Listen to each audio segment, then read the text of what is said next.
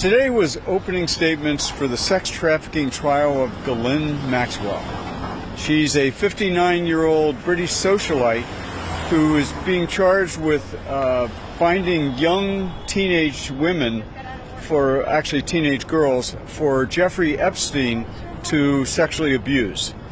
Prosecutors say that this went on as far back as 1994, and they're going to have 4 women testify in the trial who say they were sexually abused by Jeffrey Epstein when they were teenagers, and that Ghislaine Maxwell played a key role in recruiting them and grooming them to feel comfortable with and to feel like it was no big deal to be sexually abused.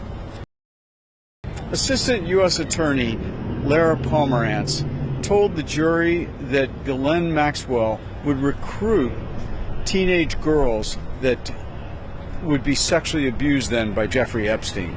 And they said that she would do things like take them on shopping trips and talk with them a lot and make them feel comfortable, maybe even be in the room when the sexual abuse began, and sometimes even join in touching them and be part of the sexual abuse.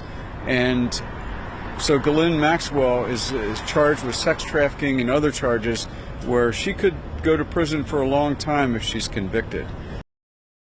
Ghislaine Maxwell's lawyer, Bobby Sternheim, got up there for her opening statement today and said that her client is basically being scapegoated, that because Jeffrey Epstein killed himself in a federal jail right around the corner here 2 years ago as he was awaiting a sex trafficking trial, that now Ghislaine Maxwell is being blamed in place of Jeffrey Epstein. And she says this has been going on since Adam and Eve. She got biblical with the jury and said that women have always paid the price when men misbehave.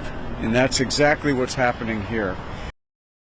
Bobby Sternheim also went after the women who will testify that they were sexually abused as teenagers by Jeffrey Epstein with Ghislaine Maxwell's help.